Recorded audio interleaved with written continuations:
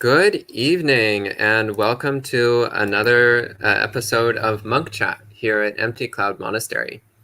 So today we have with us three venerable monastics, one very venerable to my left, Bhante Sumita, one moderately venerable to my right, Ajahn Kovilo, and one slightly venerable here in the middle, so Bhante Sudaso. So three venerable monks for you to ask questions to, and I see there are already many questions. This is delightful. Sometimes we start monk chat and it's 5 minutes before anybody has anything to say. So I'm delighted to see that you're already jumping right in. So maybe we'll start with chanting Namo Tassa 3 times, and then we'll start going through your questions. Namo tassa bhagavato arahato samma sambuddhassa. Namo tassa bhagavato arahato samma sambuddhassa. Namo tassa bhagavato arahato samma sambuddhassa. Buddhang dhammang sanghang namasami. All right, good evening and good morning. So welcome to Monk Chat. We'll go ahead and start going through the questions that we have here. So the first question is from Rick. So we have a long question, so I'll read through the whole question and then we'll answer it. So Rick says, as my daily life practice has matured over the past 40 years, my awareness has grown regarding shifts in perception in myself and others. As a layperson with over 26 years in 12-step recovery, I have discovered that it is common for the emotional maturity of men entering recovery to be substantially behind their physical and mental age. As present moment awareness has become more refined the past few years, I have noticed my perception sometimes shifts from perceiving myself as a 58-year-old man to interacting with them as if I were still in my teens, 20s, or 30s. If I am not mindful, this type of shift can lead to unskillful behavior. Venerables, do you have any experience with this type of shifting perception? Bhante Sumita, would you like to answer this one?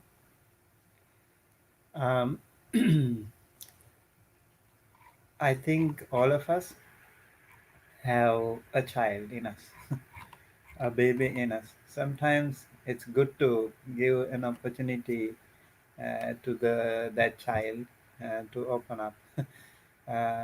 Sometimes we are too much restricted with so many things and social taboos and all these things, so we hold on to many things. Maybe sometimes, with an open air or something, you open up, and that will also give some kind of a shift and some kind of an expression of your um, emotions or whatever, without harming yourself or without harming others.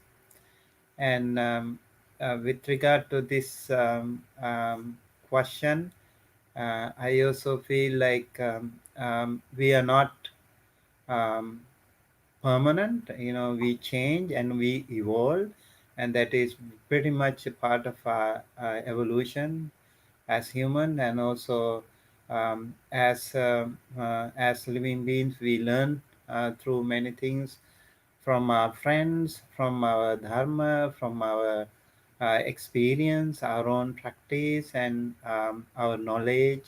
All these things will help us benefit. And so whosoever you are today is because of the combination of all these things. So I think it is important that you need to be confident and happy, and also yeah, think of what you have learned through all these experiences all throughout your life, and take the right decision, do the right thing, and that should be okay. And hopefully with the practice together and with the learning together, and also from all kinds of these experiences and practices, hopefully you will be a happy person, a good person, a better person uh, in the years to come. And at the present moment, don't worry about the past, don't worry about the future, just be happy right here, right now. Great. Thank you, Bante. And the next question, Roy asks, why do many Theravada monasteries only ordain monks under 50? I'll take this one since it's easy. So I'll save the hard questions for my two brothers here, and I'll take this easy one. Well, first off, I'd like to point out that every monastery has its own rules. Some monasteries actually don't ordain monks at all. They're only for pre-trained monks to live at. Or actually, many, many monasteries are like that. They don't train new monks. They just accept already trained monks.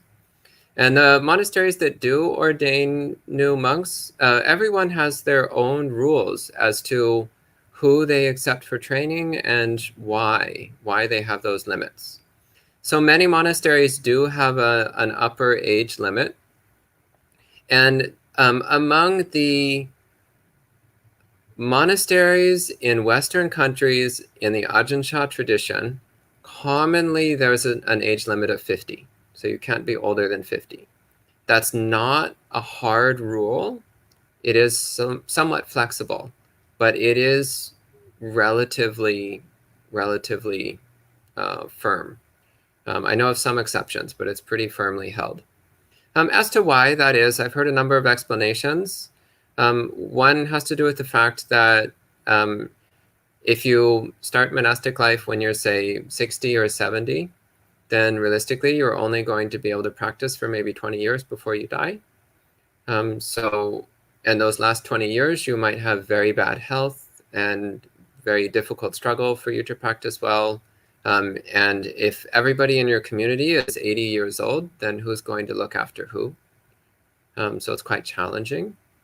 Whereas if your community has a mixture of young people, middle-aged people, and elderly people, then that's actually stable and balanced. So you can look after the older people, and it's not such a problem. But if everybody in the community is very old, then it's not workable unless you have a lot of lay supporters to help out. And in Asia, that's quite easy, relatively easy. In Buddhist countries, you can find lots of lay people who are very happy to help look after old monks. In Western countries, it's much more difficult to find people who are willing to take care of very old monks. So that's one reason why, is that you don't wind up with all the monks in the monastery being very old. Another reason is that, to be perfectly honest, older people tend to be more difficult to train. If you've been a layperson for 60, 70 years, then you have trained yourself to be a layperson. So trying to learn how to become a monk at that late stage in life is very difficult. It's very challenging. Not impossible, it's just very difficult. It's easier to start when you're young. Actually, the Buddha said this. The Buddha said that it's good to start monastic life when you're young. Another thing has to do with health concerns. So especially in this country where healthcare is difficult to come by, even these days, as it's a lot easier nowadays than it was 20 years ago, but still healthcare is not easy to get in this country. So that's another concern I've heard expressed, that if you have a monastery filled with elderly people, then that tends to require a lot of healthcare. And in this country, that's actually quite a problem, quite an obstacle. Again, whereas in many in Buddhist countries, it's much easier. For example, in Thailand, monks get free healthcare. A monk just shows up in a hospital and they'll get treated, no questions asked. At least that's how it used to be. Is it still that way? Yeah, as far as I have experienced. Yeah. And so those are some reasons I've heard. In Asia, there's a lot more variety. You'll find many monasteries where they don't care what your age is. They'll just ordain you if that's what you want. And you'll also find monasteries where the age limit is much lower. I know of some monasteries where they won't take anyone over 35. And Bhante Sumita, I think there's places in Sri Lanka where it's even lower than that. Yeah. Yeah. So yeah, I mean age limit. Yeah. Minimum. Like maximum, like they won't take people older than a certain age. There is no maximum limit in Sri Lanka. Oh, okay. Yeah. They'll take people of any age? Yeah. Okay. Sure. And we also don't have this health insurance policy like here. It's free access to the hospitals. Everyone who is sick can be, admitted to the public government hospitals for free. Yeah. Great. Wow.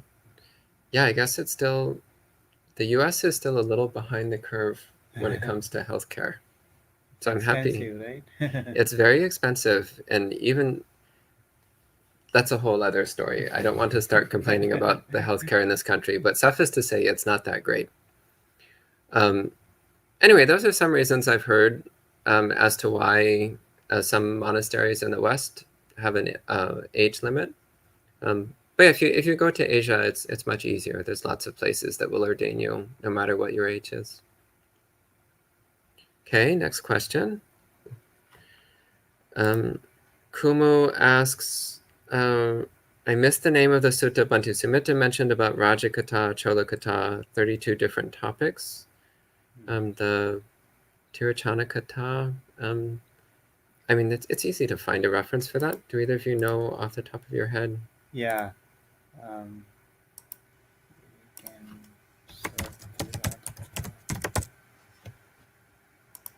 This is probably the easiest way to find it. Yeah, here's one. Digha Nikaya number 3. No, sorry, Digha Nikaya number 1, the Brahmajala Sutta. So there you go. The very first discourse in the Digha Nikaya contains this list.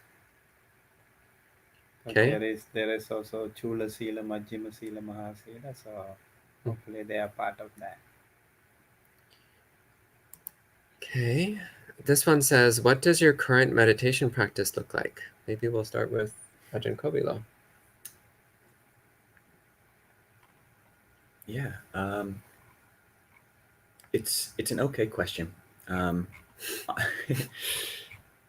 Sometimes you not everyone is so open about talking about their own practice, and I know there are teachers in Thailand who kind of recommend talking about one's own meditation practice only with one's teacher. I personally don't have a problem with it, and yeah, it's a totally valid question as far as I feel. Yeah, for me, most times my formal meditation practice is one of breath meditation, and I've got ways of working with the breath that work for me. So yeah, I count my breaths in a certain way. I actually count my breaths with various mantras. So I've got the one count. The first in breath is Bud, out breath Do, second in breath Dum, second out breath To, Sangho, Anicca Ta, Dukkha Ta, Anatta Ta, Dukkho, Samuda Yo, Niro Do, Go. So that's 10 in and out breaths, and that's the triple gem, Buddha Dhamma Sangha. That's the 3 characteristics, impermanence, dukkha, and not self, and that's the 4 noble truths, the truth of suffering, and the cause of suffering, and the cessation of suffering, and the path leading to the cessation of suffering. And for me, I found that counting just wasn't heartfelt enough. It just didn't have any emotional impact. I didn't want to just say, like, train myself to be able to count 1, 2, 3, 4, 5, 6, 7, 8, 9, 10. So I'd actually get averse to just using numbers, but I care about all these concepts, and I don't find that the mind spins out with these different words. It is really just a way of counting the breaths. But even if I do spin out, each of these concepts, each of these words, these basically mantra words, are wholesome things to think about. And I don't, if I'm sit down and I want to focus just on the breath, I want that to be my focus. So I don't want to be thinking about other things. But if I do, chances are I'll be thinking about the triple gem or impermanence or the truth of the cause of suffering, etc. And then I can bring it back. And yeah, I tend to not stray as far. So that's the general of the meditation practice I do during formal meditation. Um, but again, I think the the practice at this monastery and at all the monasteries where I've trained at, except last year when I lived at a Pa'ak monastery, and uh, it was very much expected that everyone would be practicing basically a single technique which was assigned to you by your teacher. At all other monasteries, certainly Ajahn Chah monasteries, and the way that Ajahn Chah himself taught, it's much more of a figure out what works for you, um, using a koan. Lumpur Sumedho came to Wapapong Ajahn Chah's monastery and had this kind of Buddhist, Chinese Buddhist koan practice, which he had picked up somewhere, and described it as best he could to Ajahn Chah. And Ajahn Chah said, "Is it working?" And Lumpur Sumedho said, "Yeah." And Chah said, "Yeah, fine, keep doing it." So yeah, it's pretty much find out what works. And for me, I really need to do that. It doesn't always feel good to work with the breath. These days during formal sits, it does. But for 24 hours a day, yeah, I need other tools. And yeah, I do work with Asuba, or you know thoughts of seeing the unbeautiful aspects of certain things, which I'm yeah, kind of craving for or whatever. So yeah, multiple different techniques. And I think that's pretty common in yeah, in the monasteries that I've trained at. So my current meditation practice, I do a lot of metta meditation. So usually with metta meditation, I'll use a phrase such as "May everyone be happy," or "May all the devas and nagas be happy." That one always puts a smile on my face. So I'll repeat that phrase until I get the feeling of loving kindness, and then I'll focus on magnifying that feeling. So that's one way I commonly practice. Also commonly do mindfulness of the body as a samadhi practice. So focusing on feeling the body as a solid, stable object, uh, commonly centered on my hands. Um, mm, if I already have good samadhi, I'll practice anicca sanya, the recognition of impermanence. From time to time, I use silent illumination meditation, which in the Pali tradition, we would call that animitta samadhi or apanihita samadhi, sunyata samadhi. And every once in a while, I use the contemplation of the six elements as a not self practice. So earth, water, fire, air, space, and consciousness as not self. So that's a practice I use from time to time. But yeah, mostly my main practices are loving kindness meditation and mindfulness of the body. Those are what gets me through the day. Bhante Sumita, would you like to speak? Um, I like to practice anapanasati and metta meditation and buddhanusati. Depending on the situation, buddhanusati is making me so easy. Sometimes when it is little difficult to meditate, you take buddhanusati, and so you think of a quality of the Buddha, and it makes it easier to meditate and concentrate, and it makes me so happy too. And then also I really like uh, loving kindness meditation. Sometimes I do loving kindness meditation, starts with myself scanning the body and then radiating that loving kindness to myself, and then starting um, sending that loving kindness to everyone around in the monastery and in the neighborhood and in the city, in the country and in the continent, and then outside the continent, every nook and corner of the world. That's one way. And also sometimes I use the directions, different directions: northern direction, southern direction, western, eastern, and up and down. And all these directions are also reflected upon when radiating the loving kindness. And then seen and unseen, all near and far, all sentient beings are reflected upon in loving kindness meditation. When it comes to Anapanasati, which I also like very, very much, and I must say it's a little more challenging than the other meditations. Anapanasati really is very, very good meditation also to concentrate more and to sharpen our concentration. It really helps too. And what I normally do is like breathing in and out, and then as Bhante Kovilo said, he starts counting with that Buddha something. What I do is I count from 1 to 6. One, breathing in; two, breathing out, and then up to 6, and then I start over.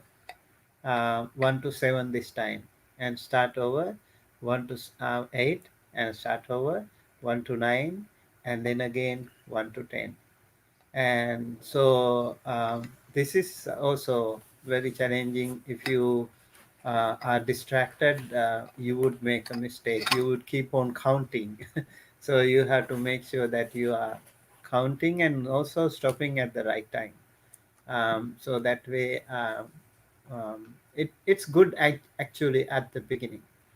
Later on, you don't need it anymore. You just keep on working on your breathing in and out according to the Anapanasati Sutta and also Satipatthana Sutta. So it's really making my meditation very good. I feel um, very good with that too. Sometimes we do group meditation, sometimes we do solitary meditation, and sometimes also we do guided meditation. So depending on those situations, the meditation, the subject matter, and also the situation changes. Make a quick note. At the beginning, I said this was it was an okay question, implying that it wasn't a good question. But actually, it's a great question because I get to hear what my friends and teachers are practicing, which is great. I love to hear these specifics because in the sutras you just get such a bare bones of what to be doing, but then people who are living it, it's great to hear. So yeah, thank you for asking. Yeah, actually, I think one of the reasons why the suttas give such a bare, vague description is because then everybody can experiment and figure out ways of applying the methods that work for them.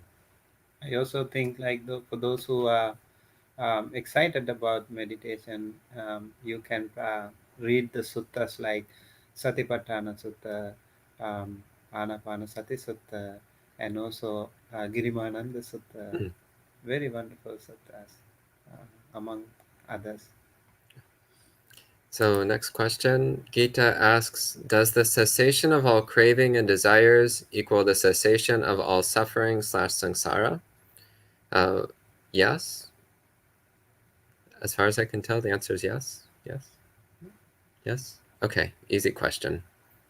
Next, Roy has a somewhat longer question. Let's start going through this. Is there any contemporary work linking the khandhas and dependent origination to explanations from neuroscience, such as switching from the task positive to the default mode or the salience networks? For example, anger, fear, aversion is probably triggering some primal neural nets that are optimized for fight, flight. So it's likely to be practically impossible for an ordinary untrained person to override this switch to the salience network through normal mindfulness. I have no background in neuroscience and also happen to be a struggling lay meditator. Hence, I would find it very useful to learn more about this general avenue of explanations that might be perhaps in the Abhidhamma or perhaps any research in contemplative science. Well, a couple of things come immediately to mind. Do you want to answer this one? I mean, I can add something we could all contribute. Okay, well, I'll just first off, I'll just say that I don't really read contemporary works about anything. I just read the suttas, and sometimes I read books about Chan meditation by dead people. So I don't really read contemporary works about anything. Second, I'm always very uncomfortable about equating mental activity to brain activity. The mind is a mental phenomenon. Thoughts and emotions are mental phenomena, whereas the brain is a physical object. Brain chemicals and brain signals are physical objects. So there's some relationship between the two, but we need to remember that ultimately mind is foremost. Manopu Bangama Dhamma, Manoseta Manomaya. Mind is the foremost of phenomena, the precedent of phenomena, the creator of phenomena. So often people who approach Buddhism starting from a scientific materialist background are starting with the underlying assumption that mental activity is a product of the physical brain. But Buddhism has exactly the opposite perspective. The Buddhist perspective is that mental activity is first, and that the brain is a product of certain kinds of karma that we create through the mind. In other words, the brain is created by the mind, not the mind is created by the brain. Is that correct, Bhante? Am I getting Yeah, Manu Pabangama Dhamma, Yeah. yes. Yeah. Um, I want to share an experience actually with me, and I was involved in a research University of Southern California, conducted by Dr. Ray Khan and the team, and it was conducted by Brain and Creativity Center, and they asked us to go and practice. They gave us some meditation objects to meditate when we were connected through CAP. Yeah, we were wired to monitor, and then we were given some challenges to meditate. So we did. There were 60 participants. I had. I also was invited to go help the project, and then the second time I went, and we were asked to meditate inside the MRI scanner.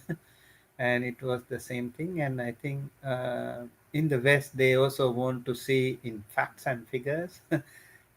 They want to see how meditation, if that helps the brain waves, those neuroscience people, they want to check if that helps our brain creativity and brain activity and the meditation. Is there any connection to that? Hopefully the, the research will be declaring the outcome sooner.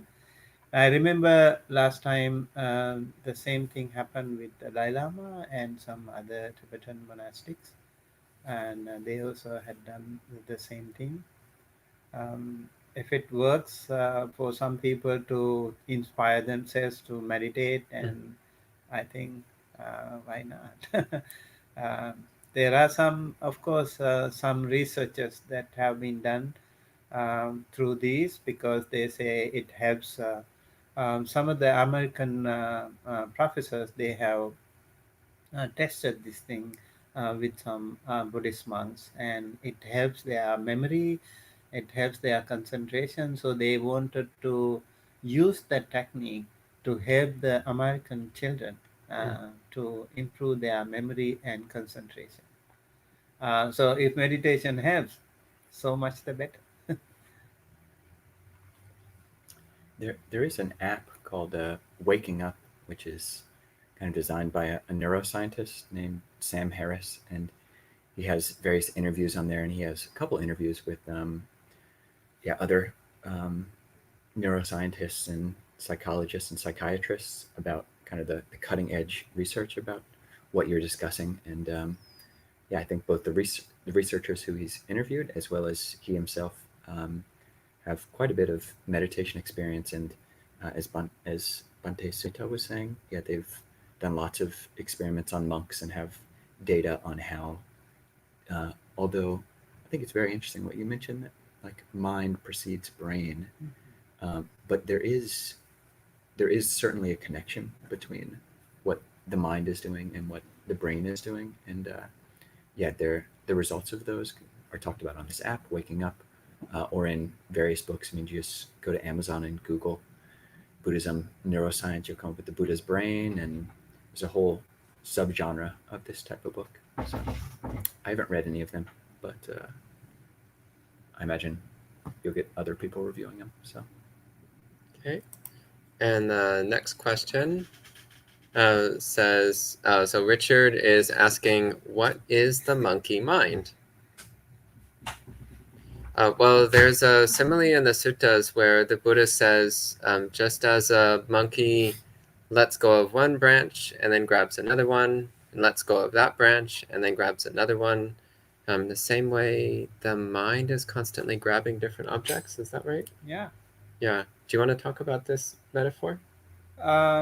Yeah, so monkey has a tendency to not stay stable.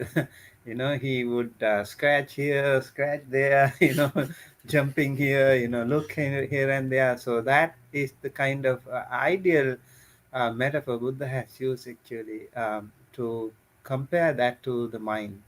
So mind is also just like that, especially when it comes to meditation. You can see how difficult it is to deal with the mind, because although you are bodily, you are stable, you close your eyes, you don't even talk, but still the mind runs like everywhere. It's so wandering, it's so monkey mind.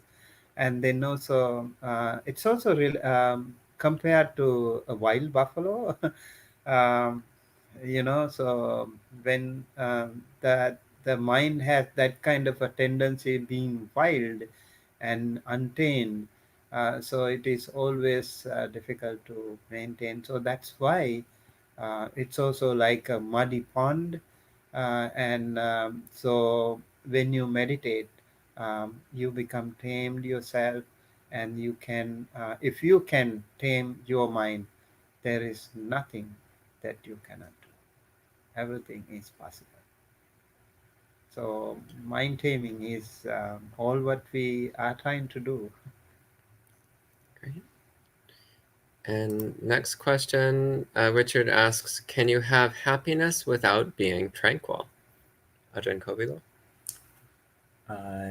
yes, I mean the English word happiness is yeah, just mixed up with all sorts of, there are different types of happiness, but also in Pali, the word sukha, I mean, there is amisa sukha, niramisa sukha, that's like the pleasure which is bound up with sensuality, and there's the pleasure which is not bound up with sensuality. You have uh, pleasure of the body versus the pleasure of the mind. You have um, yeah, pleasure which is yeah, associated with the eye or the ear, or the nose, or the tongue, or the body, or the mind.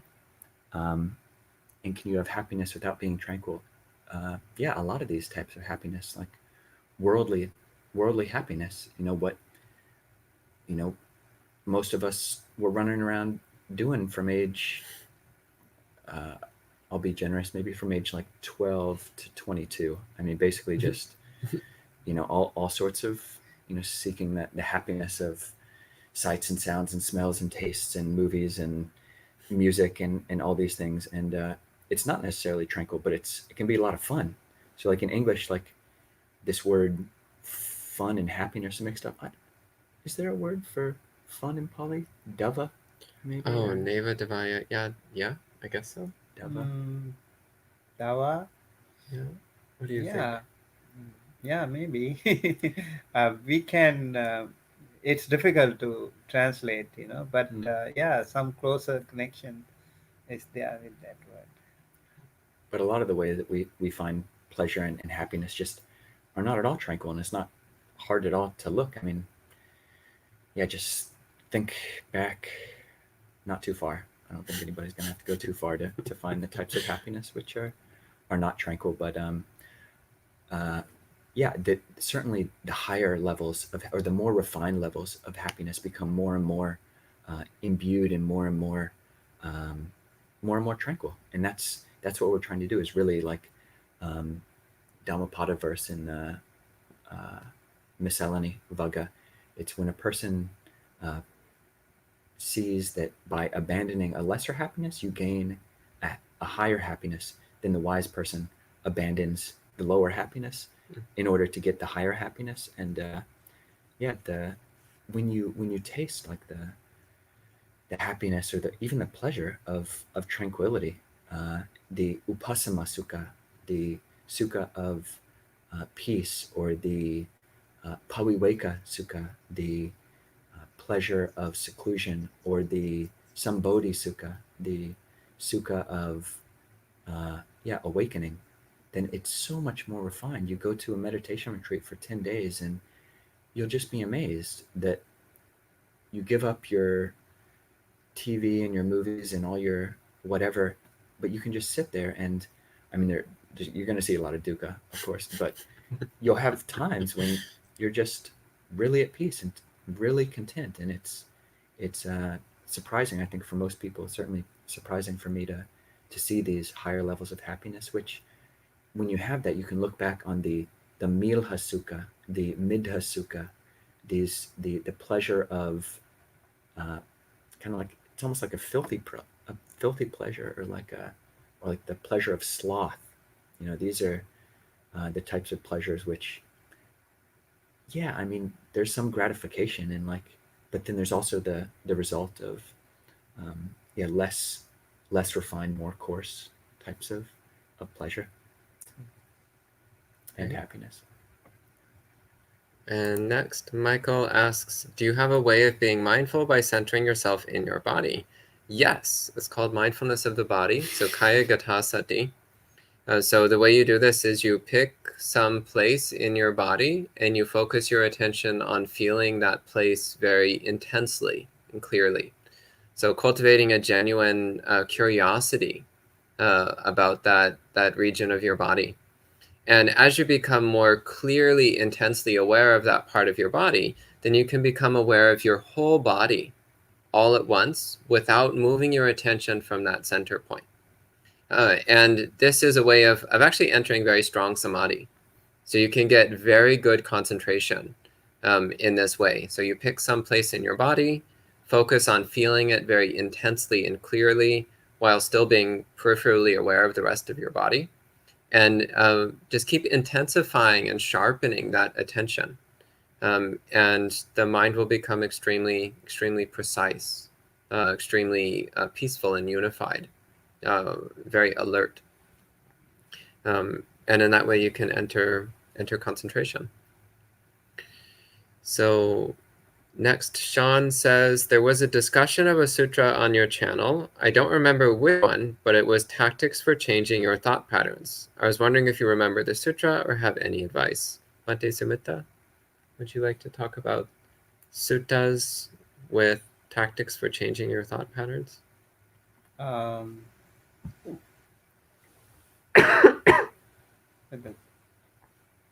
tactics for changing your thought patterns.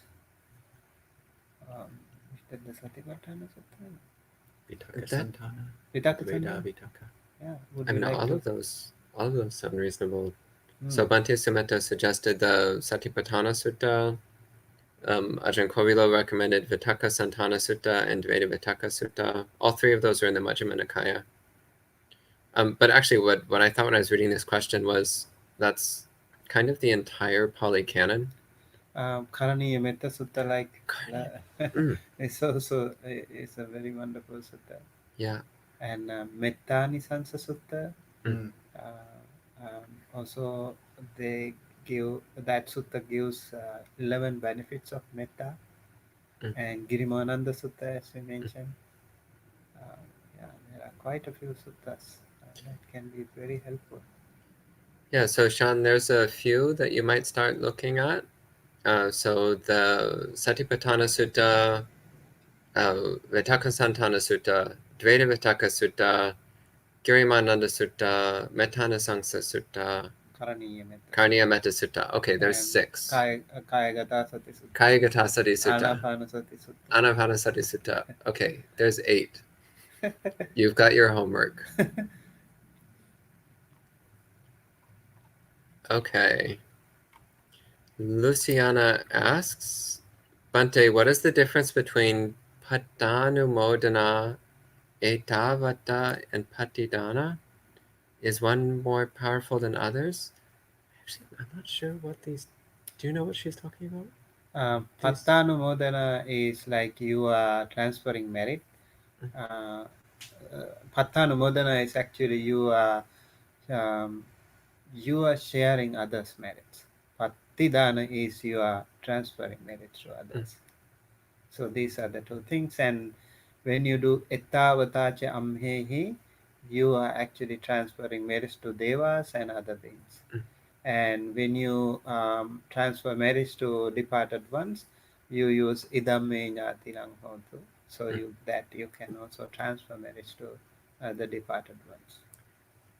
So is she referring to what you chant at the Yes, yes. end of your sutras? That's right. So do you start off with Patanumodana, rejoicing in? Yes, we are people's sharing goodness? that merit with all the devas and other beings, Okay. and later we also transfer merits to the departed ones.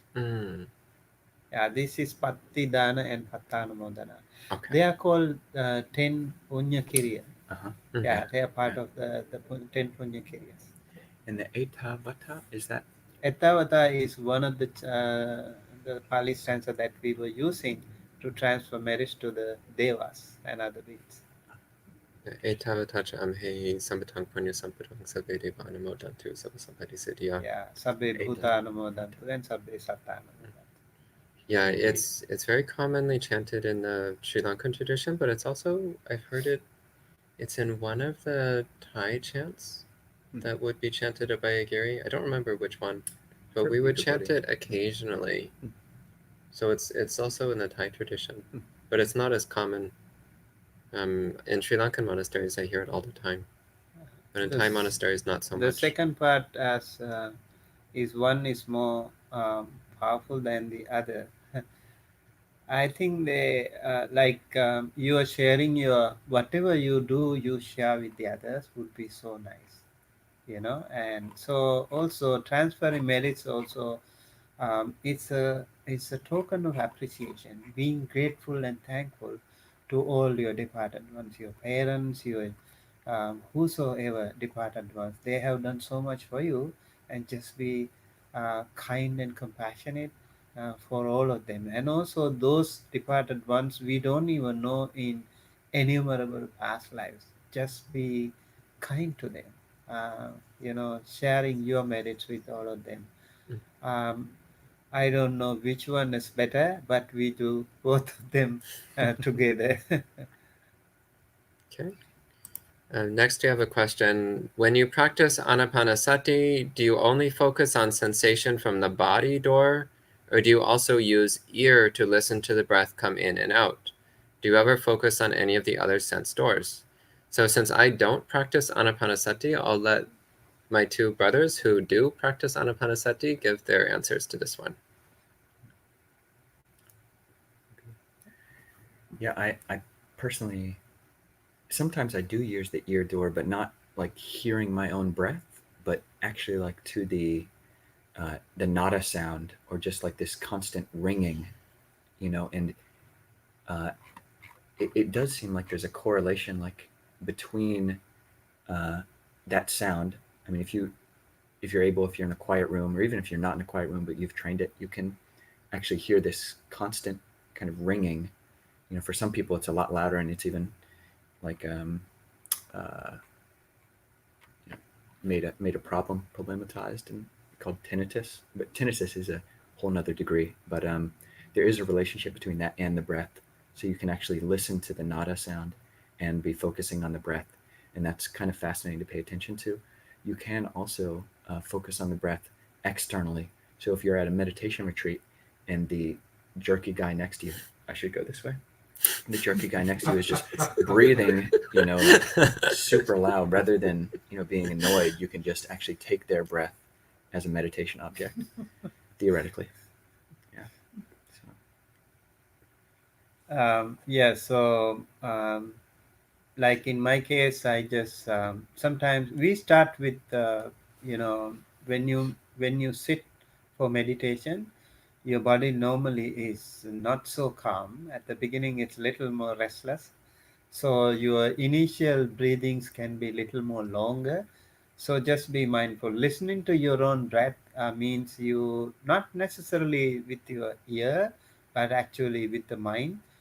So you focus on your breath. Sometimes it takes a long time. You just recognize, identify that. And also, what I do is in between the nostril and the upper lip, when we breathe in, the incoming air touches the nostril, and when we breathe out, the outgoing air touches the upper lip. So it's like a cameraman placed in between. So zooming in and out, you focus on this breathing, and so you listen to it. And plus, when you close your eyes, your ear sense door is much more active. You hear so many ticking of the clock, or even the breathing of the air. All these things you can hear, so just recognize. Sometimes opening the door or something, all these things can be very easily heard by your ear sense, because it is more active when your eyes are closed. But then eventually you will come back to your meditation. So it's important to recognize these things also, but quickly come back to meditation without panicking or without judging. So it's important. Very, very helpful actually, this breathing meditation for everyone. Because ever since we are born, we breathe in, right? Breathe in and breathe out. And the last moment of our life would be breathe out. Right, so that will be the last time. So it is said the person who practices meditation, anapanasati, is able to concentrate, recognize, identify even the last breath of his life. That much powerful is this meditation. Even in Mahaparinibbana Sutta, it is said the Buddha was focusing on his jhanas and samapatis, in and out, back and forth. And Venerable Ananda didn't even recognize that the Buddha was dead or alive still. And then he asked Venerable Anuruddha, who was foremost among the divine knights, and he said, "No, the Buddha is still living. He is into his jhanas and samapatis." And so, final jhanas and samapatis, Buddha uh, uh, already was very focused and very mindful of his last breath too. So that's about the anapanasati. Very helpful for your respiratory system, for your bloodstreams and your nervous system, and also to calm yourself and to recognize your everything about your movement, your changes in the body and the mind. I found Anapanasati is a really powerful tool if you can use it regularly. Very helpful. Okay, thank you, Venerables. The next question is from Kumu. Kumu asks, what kind of thoughts are in Vitakka and Vichara states? Are they thoughts pertaining to the meditation, aramana / object? So I assume you're asking about first jhana. So first jhana is a state of very strong samadhi, which has the characteristics of vitakka and vichara, as well as piti, sukha, and ekagata. Is that right? Yeah, chittas ekagata. So piti is euphoria, sukha is pleasure, chittas ekagata means mental unification. So those three states are pretty well agreed upon what they mean. Those three qualities or characteristics of first jhana. But the Vitakka and Vichara, there's a lot of debate about what these words are referring to. So my perspective is that this is referring to a certain amount of background noise still present in the mind. So first jhana is like the first stage of strong samadhi. So your mind is very unified and focused on your meditation object, and you have very strong euphoria in your body. So your body feels extremely pleasant. Your mind is not moving away from the meditation object. You're not getting distracted at all. But there's still a certain amount of background noise in your mind. Kind of like when you're meditating and you can hear cars driving by or you can hear your neighbor's radio, but it doesn't bother you. So there's that background noise, but it doesn't bother you. So my understanding is Vitakka Vichara is like that. There's this background noise in your mind, but it doesn't distract you from your meditation. Other explanations I've heard is that Vitakka and Vichara represent the ongoing effort to try to stay on your meditation object. This is based on the commentaries. So the commentary describes Vitakka as moving the mind towards your meditation object, and Vichara as circulating the mind around the meditation object. I have to say I've never really been on board with that explanation. It doesn't really seem to line up with my own samadhi experiences.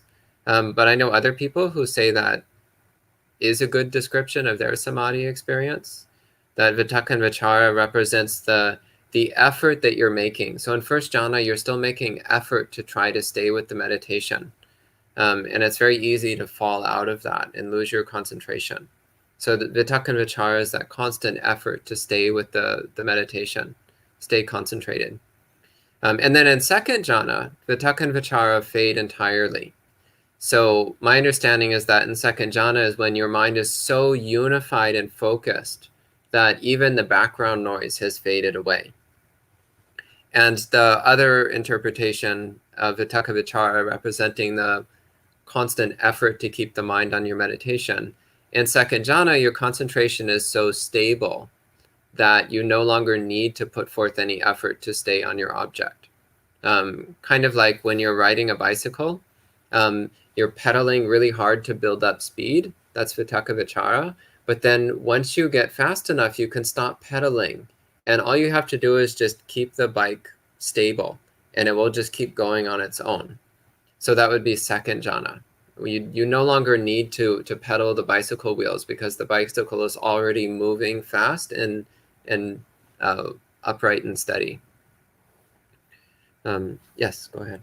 A question about that. So with your interpretation, so you're talking about Vitakka and Vichara, like directed thought evaluation, as being like background noise. So would you consider them actually hindrances, even though they're still in the first jhana? So there's one sutta where it talks about Vitakka and Vichara as being the enemies of first jhana. Is that right? Because if you turn your attention towards them, then you'll fall out. Or is it the enemies of second jhana?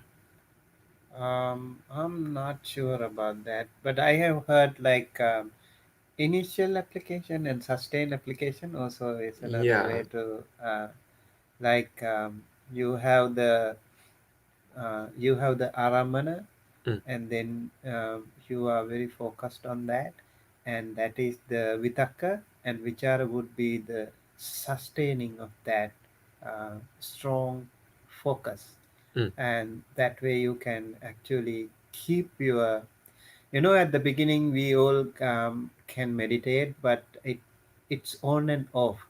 But when it comes to Vitakka Vichara, your concentration is much more powerful. And in the Vitakka level, you get some initial application.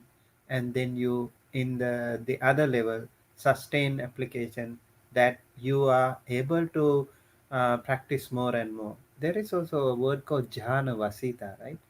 Jhana Vasita means you can go to jhana whenever you want, and you can sustain with that jhana as long as you want.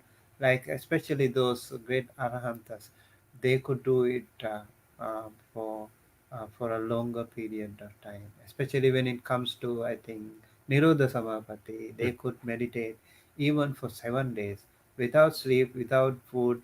They could completely absorb into Nirodha Samapatti. Yeah, so what I would say though is that first off, the words vitaka and vichara in the suttas, when they're not used in the context of samadhi meditation, they actually just have a very ordinary meaning. So vitaka literally just means thought, and vichara means like exploration or moving around, um, and then they're used in when the Buddha is talking about first and second jhana, but he never actually gives any definition as to what they mean in that context. Um, this is the main reason why I tend to think that the meaning is not substantially different from thought and mental movement. So I sometimes think of Vitakkunachara as being verbal thought and non-verbal thought. So these two kinds of mental activity happening in the background. So the explanations of what exactly does Vitakka and Vichara mean in the context of jhana is entirely from later teachers. But here's the good news, since there's debate around these terms. Here's the good news. You don't need to know what these words mean in order to enter jhana. So all you have to do is pick your meditation object, put your mind on your meditation object, and keep it there, and you'll enter jhana. That's it. You don't need to know the meaning of the words vitaka and vichara. You only need to put your mind on your meditation object and hold it there. That's all. That's the good news. If you want more information, maybe read Visuddhi Magga and Abhidhammata Sangha.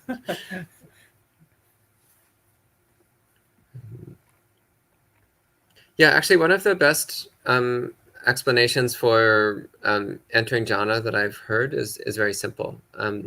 Purify the mind of the 5 hindrances and keep it focused on your meditation object. That's it. That's all you have to do. So next question, Dulani asks, where is our mind really located? Some people say it's in our brain, but I think it's not really a part of our body, and more of similarly regarding a sixth sense. Would you be able to elaborate, Ajahn Kovilo? Wow. Well, um, yeah, I'll probably have to partway through this have to defer to Bhante Sumita, but I believe that in Abhidhamma understanding and there actually is a place in the body, in the heart, the Hadiya Vatu, which is like the heart. Hadiya is literally the heart organ. It's your thing that's pumping with blood, and inside there, according to Abhidhamma understanding, is where the mind dwells. And there are modern meditation lineages which really take that principle and yeah, talk about focusing the mind in in your heart base, in the heart organ.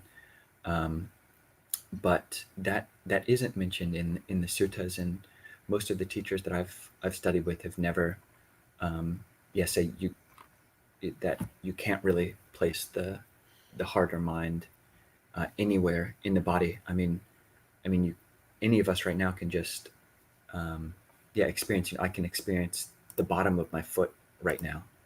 So is the heart in the foot? Um, yeah, it's hard to say. I can experience, even you know feeling in my elbow or anywhere in the body, or in the entire body, like having that as one point. So that's usually how the teachers who I've studied with, they don't really answer the question directly, and will just say, there's no basis for physical base for the heart, but um, yeah.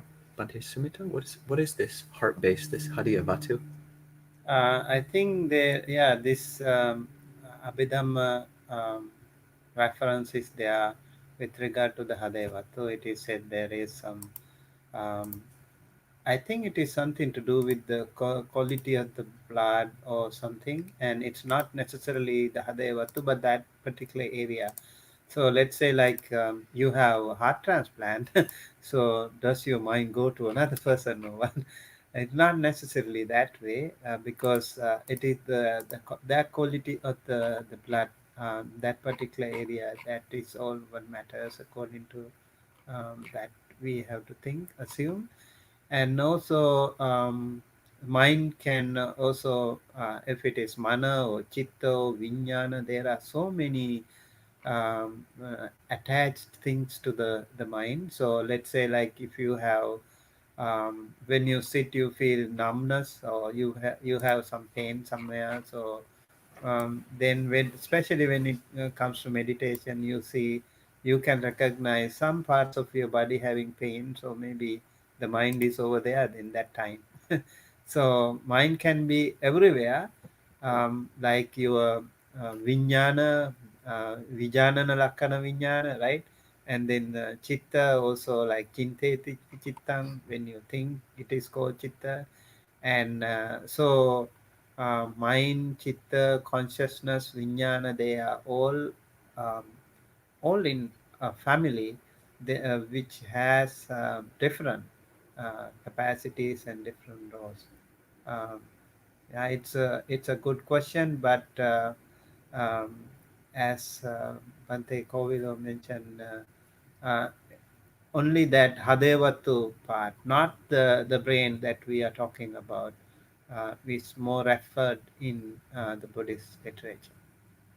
Yeah, that's a good point. And just like practically speaking, in my experience, I mean, just, yeah, there's nowhere in the canon or the commentaries or sub commentaries where they say that the heart, the chitta, is inside of the brain. And just the more we can get out of our heads, or at least um, be able to, yeah, not be so cerebral in the way that we relate to the mind, is really helpful. I mean, you can see it on people's faces if they're like overthinking something. You just get that kind of intensity in the brow. And yeah, if that doesn't have to be, I mean, you can feel the heart, you can experience life. Yeah, you can experience life, you can experience reality from space rather than from the face, or from the heart rather than from the head. And regardless of whether you believe in this Hadiya Vatu or whatever, you can experience from a different space, which is not a little homunculus, a little creature behind your eyeballs. So, and it feels better, yeah, in my experience. I like that, experiencing from space instead of the face. Yeah. That's really good. Yeah. Just as you were saying that, I was like perceiving me as being the space around the body rather than being behind the face. Right. And it actually shifts the perception. That's really nice. Yeah. Okay, so the next question is actually very similar. It says, what is your understanding of the nature of consciousness? Is it created by the brain or beyond it? I think we've actually answered this.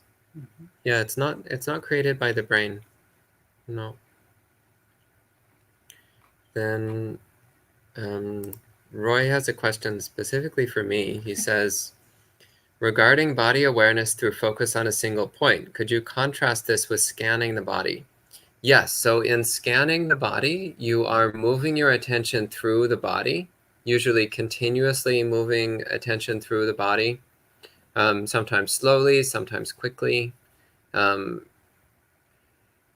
contrast, when you're holding your attention on your body centered at a single point, you're keeping the mind completely still.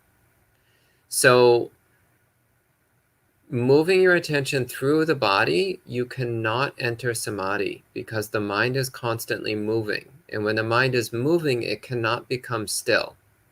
And if the mind is not still, it is not in samadhi. It's not in jhana. You can get a certain surface level samadhi with moving the mind.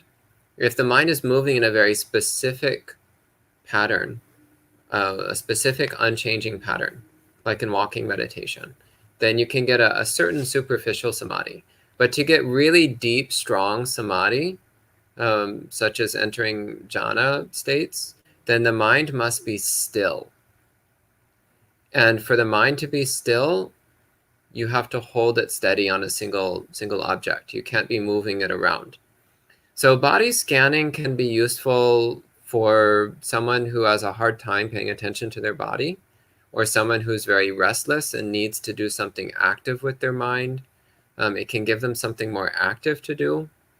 Body scanning is also used as a way to see if you have blind spots in your body. Many people are actually completely oblivious to large areas of their body and don't realize that until they start doing careful, gradual scanning through the body. And then they realize things like, oh, I'm actually completely oblivious to the area of my lungs. And I can't feel my left thigh at all. This is so strange. And then they start focusing attention on those parts of their body and becoming aware of those parts of the body. Um, so some people find it really helpful in that way. Body scanning can also be a way of doing certain Vipassana meditation practices, especially the perception of impermanence. So moving attention through the body and perceiving each part that you move through as constantly changing, insubstantial, not stable. So it can also be useful for that. But again, the main difference that I mentioned is that whenever your mind is moving, your samadhi will be weak. If you want strong samadhi, the mind must be still, not moving.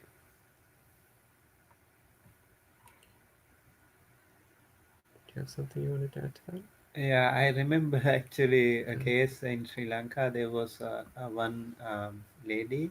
She got a tumor, cancer in her womb, and then she actually, the doctor said, your life is very limited now. And then she totally focused herself on meditating, and it was amazing. I have seen her later on, like after maybe 5-10 years, she was still doing okay. What she was doing, she was practicing metta meditation and also radiating loving kindness to herself and also to others. And magic happens. Amazing, like how you body scan and you have the MRI scanner better than those external machines. So you really can do it when you are into real time meditation. You can scan, you close your eyes and focus very strongly, and you will know everything about your body. That's really amazing. Yeah. And Luciana was following up on her earlier question about the 3 kinds of merit sharing chants. She said, should I chant all 3 or just one?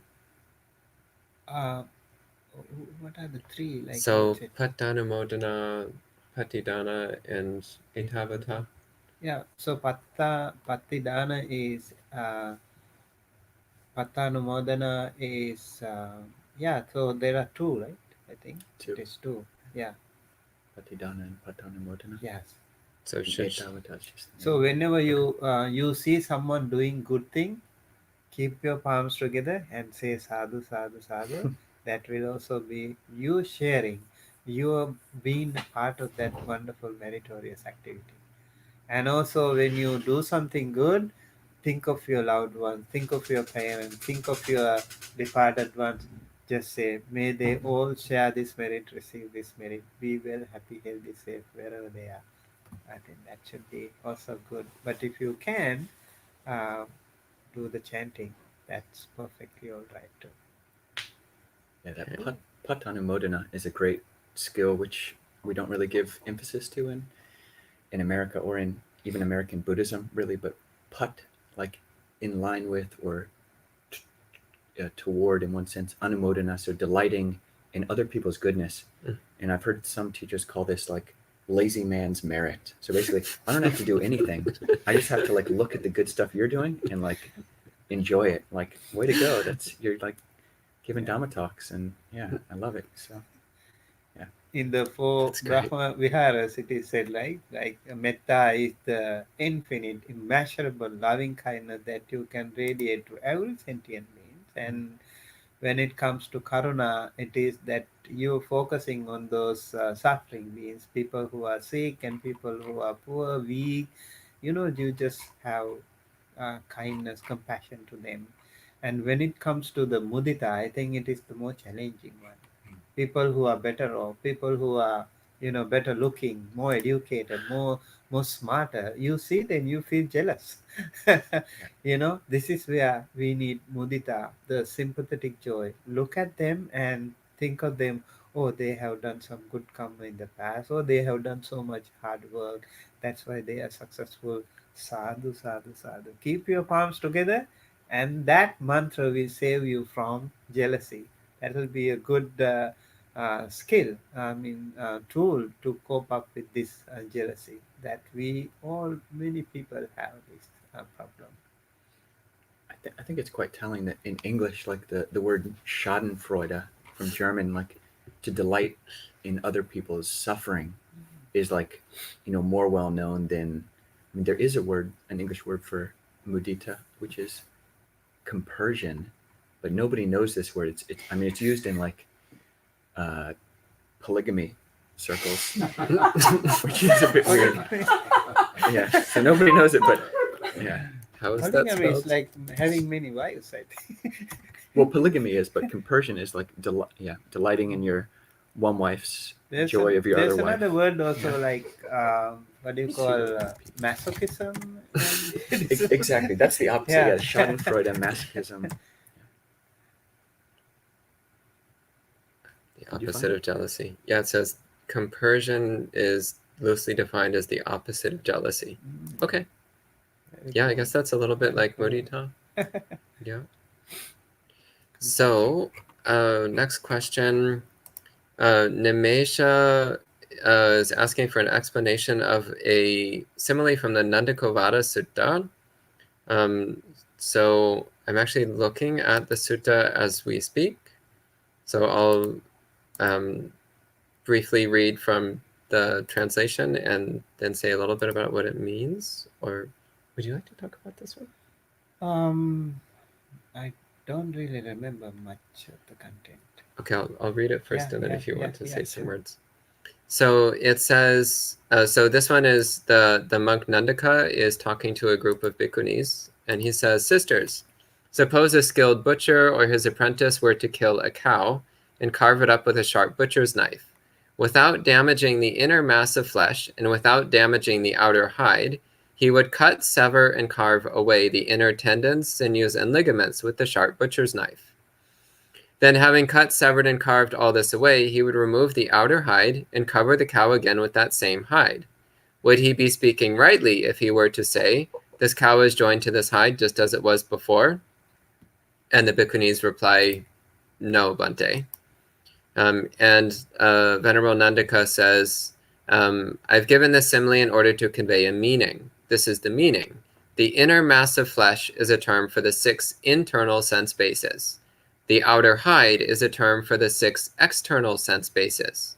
The inner tendons, sinews, and ligaments is a term for delight and lust. The sharp butcher's knife is a term for noble wisdom. The noble wisdom that cuts, severs, and carves away the inner defilements, fetters, and bonds." So that's the simile that Nimesha referred to. Did you want to talk about this one? Would you like me to talk about this one? Yes, I think I will also maybe later on discuss about that. So Okay. I'd like to, yeah, take it into consideration in future Dhamma talks. Okay. So Bhante Sumita wants to talk about this in the future. So I'll just give a short answer now. So the point of the simile is that so we are so delight, our lust, our craving for sensory experience creates this feeling of constantly being stuck to whatever sensory objects appear. So like whenever a sensation occurs, whenever any kind of sensory stimulus occurs, then there's immediately there rises this feeling of I am experiencing that. So there's me here experiencing that object over there. So the sense of delight and lust leads immediately to the arising of a sense of self. And then through applying wisdom, so cultivating dispassion and disenchantment, then we can start to get a sense of separation.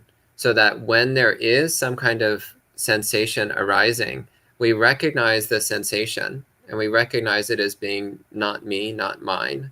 And we recognize that we have our sensory fields, so eye, ear, nose, tongue, body, and mind, which are also not me and not mine. So we have no lust and passion for any kind of sensory experiences. So we don't fall immediately into this identifying with the experience, obsessing with the experience, reacting to the experience. So the mind can remain peaceful and detached, even as sensory stimulation is occurring. I think that's what this I simile think is that talking makes about. that makes good sense. Okay. Yeah. I'm looking forward to your explanation Yes. Yes. because Sure. I don't stand by my words on this one because I haven't given a lot of thought to that particular simile. Ayasoma, do you have any thoughts on that simile? Wonderful one. That's a Okay. good one, though. Yeah. Um, thoughts? Is that the last question? No, there's some more. So maybe we should keep going. So, Proud Thai Cookery, is that Tora? Yes. Ah, Tora. Tora, our friend Tora, who just brought food to the monastery earlier today. He says, some of my friends feel like they had bad karma from their past life that makes them not happy living their life. How can we encourage those friends to make themselves happy? Ajahn Kovilo? Yeah, some of my friends feel like they had bad karma from their past life that makes them not happy living this life. How can we encourage those friends to make themselves happy? Yeah, I think this is a common misunderstanding.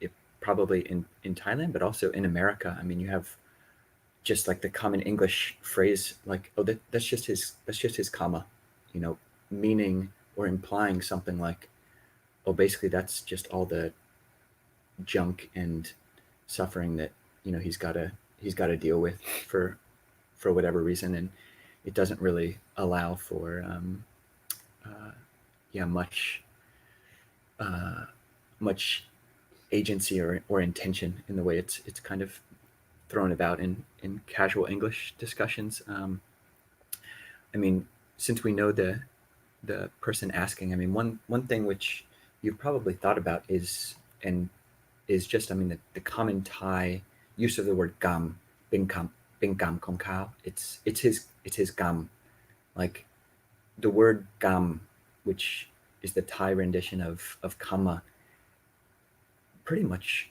in its as it's used like in popular Thai, just means bad karma. So it's it's his bad karma, whereas in English or in Pali, in the original Pali, yeah, karma is both the good results and the good action, good intention, and unskillful, unhelpful intentions, and the vipaka, the results that come from those. So yeah, although I mean, all of us, if we had wholly good karma, then maybe we would have, you know, become enlightened last lifetime, and we wouldn't have been born this lifetime. So, all of us come into this lifetime with a mix of wholesome and unwholesome karma, and yeah, I mean, it's kind of a almost a definition of like clinical depression is that you just become fixated on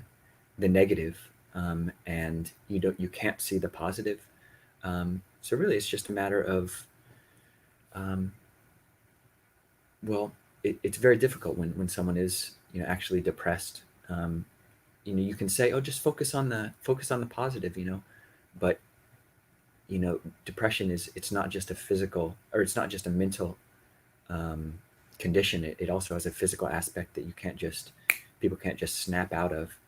Um, so yeah, you can encourage people to try to look on the positive, but it's not necessarily going to be the case that people are always going to be able to take your advice, which is good advice. That yeah, uh, we're not saying be like Pollyanna-ish to just only focus on the positive. Just think pink and just everything's going to be fine and everything's wonderful as it is. Buddhism does. It's the first noble truth to acknowledge suffering.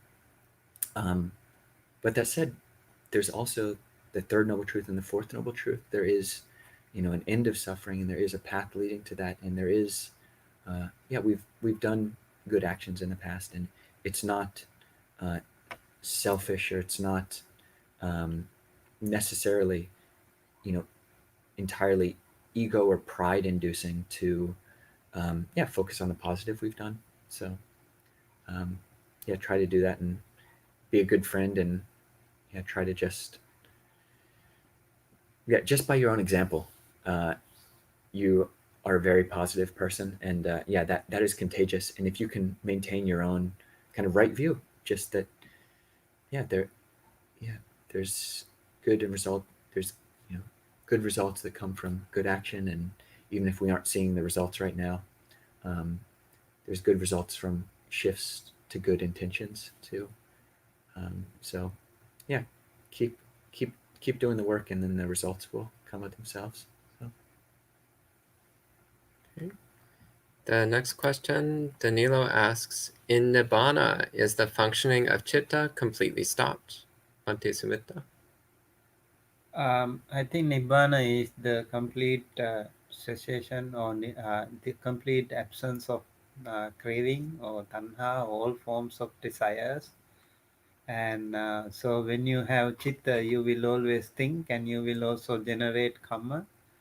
So it will be the opposite when it comes to Nibbana. Nibbana is actually somehow explained in all negative terms, absence, negation, and so things like that. So um, chitta is not functioning when it comes to Nibbana, and also in the Abhidhamma, so it is said like Akiriya, right? So they, even though the living Arahanta, for example, let's say Venerable Sariputta is offering a robe to the Buddha, so he's not generating any karma. That's just for action. Only a Kiriya Chitta is generated. No karma is generated through that. So they have actually cease to generate any karma. It is also said abhabbupatika. That means abhabba is uh, not liable to generate a karma or upatika, a rebirth. No patisandhi, no upatika for them. That will also be their um, last many of those things, that whatever do they do is their final stages, final everything final. So it is said antima deha dhari, and antima also I read many things in the Mahanidesapari, so many things with antima or final. Interesting. Can I ask a question on this one? So, so that's like in the nibbana dhatu. Maybe the chitta isn't functioning, but for like an arhat, who maybe is, if it's possible for an arhat not to be in the nibbana dhatu, I'm not sure, but don't like even arhats have like the sabadharana chetasika? Sabbachitta sadhana. Yeah, sadharana, like the pasa and um, You see, they feel, they hear, they have all these sensations, but they do not generate any karma through that. mm, Like we do. Like when I see something, I already judge whether it is a good one or a bad one. I already create a karma, but they don't do it because they see the four elements in mm, that. When they see, oh, this is the earth, the water, the fire, and the air, that they can actually visibly see through. Although for um, mundane truth, like what do you call sammuti satya, they use some of those terms and all, but they know. Let's say, for example, this hand. When I say this hand, um, we all see this as a hand, but they can see it as four elements. They for them, it is different. They are yeah. completely in harmony with those with that powerful and profound understanding, and there will be no more karma creation generation for them. So they have a chitta, but they don't have kama. They don't Yeah, make kama. They don't no karma. function Yeah, in yeah, that way. yeah. Okay. You can offer flowers, but you don't generate any karma, good or bad, Mm. nothing. Mm. Yeah. That is called asankhata, right? Sankata. Unconditioned. Okay, and then next question. Rick says, during some of my meditations, I experience gentle peace and joy. My breath slows and almost stops, and my body seems to disappear. What do these states indicate? What should I do next? Well, my first thought is that so experiencing peace and joy, those are good signs. Um, your breath slowing and almost stopping, that's also a pretty good sign. So those are both signs of that you're getting some tranquility and maybe the very beginnings of piti and sukha, so the euphoria and pleasure of samadhi. It's maybe just starting to appear. But your body disappearing is not necessarily a good sign. That may be a sign that your mindfulness is becoming very weak. Sometimes what happens when we're practicing meditation is that we think we're becoming very peaceful and very concentrated, but what's actually happening is that we're just becoming kind of dull and hazy minded. So we think, oh, I'm so concentrated, so peaceful. Oh, very nice. Peace and joy. And then, oh, the bell rings, and you're like, oh, that was great. Good samadhi. But actually, it was terrible samadhi. Terrible samadhi because you did not have strong mindfulness. So remember that a critical component of samadhi is mindfulness. If you do not have strong mindfulness, then that's miccha samadhi, wrong samadhi, which is not helpful. It's not useful. Samma samadhi has very strong mindfulness. So if you're losing awareness of your body, that might be a sign that your mindfulness is weak. So what I would recommend is to pay very close attention to your body. Make sure that you can still clearly feel your body. There are a couple circumstances where your body can disappear, and it's not a bad thing. One is when practicing anicca sanya. When practicing the perception of impermanence, then sometimes your body will seem to disappear. And that's because you're no longer projecting the illusion of solidity. So the non-solid nature of the body becomes very evident. So the body can seem to disappear in that way. Similarly, when practicing any kind of sunyata sanya, so any kind of meditation on emptiness, which would include silent illumination practice, similarly, your body can disappear. In both of those conditions, again, the important thing is that your mindfulness is extremely strong. Make sure you're very, very awake, that your mind is very sharp and clearly knowing. Another case in which your body will disappear is when entering the arupa samapatis, so the formless attainments, which we spoke about recently. So the perception of infinite space, the perception of infinite consciousness, the perception of nothingness, and the state of neither perception or non-perception. So in those four states of mind, then you will have no body awareness at all. It will seem like there's no physical body at all. But again, those are advanced samadhi states, which the first three all have strong mindfulness. Only the fourth one does mindfulness become hazy. But the first three have strong mindfulness. So unless you're practicing very advanced perception of impermanence or very advanced contemplation of emptiness or very advanced formlessness meditations, then if your body disappears, that's probably just a sign that your mindfulness is fading out and that you need to wake your mind up again. Those are my thoughts anyway. Bhante, do you want to add anything? Um, yes, I think yes, when you meditate, if you are into serious meditation, you cannot sleep.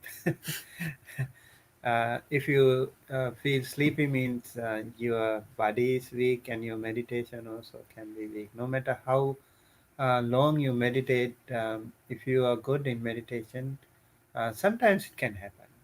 You know, uh, mundane bodies, so due to different situation, if you couldn't sleep well, or if you had some other reasons, maybe some mood or food or whatever, also the time, all these things can be instrumental in changing your meditation mood too. So that's why it's important to keep the momentum and also the background, the surrounding, your conditions and your associations, and all these are actually helpful, contribute to your meditation. So if you feel meditation is not working well, maybe you can switch to a different technique that can help. Like, let's say, like, while you are meditating in anapanasati, you feel sleepy, or you are not properly meditating, maybe you can switch to Buddha Anusati, or you can switch to Metta Bhavana. That can also help. Or else later on, you can share this view with some meditation teacher, or your fellow good Kalyan Mitta friends. They will also help you. It's important to have that connectivity with us, so that we can get some help. Yeah. Okay, thank you, Bante. And there's a few more questions, but it's after 9 o'clock. So if your question didn't get answered, please save it and type it in next time, and we'll answer it first thing. So please do save your questions, and we'll get through them next time. So for now, we'll go ahead and end the session with 3 sadhus. Sadhu, sadhu, sadhu.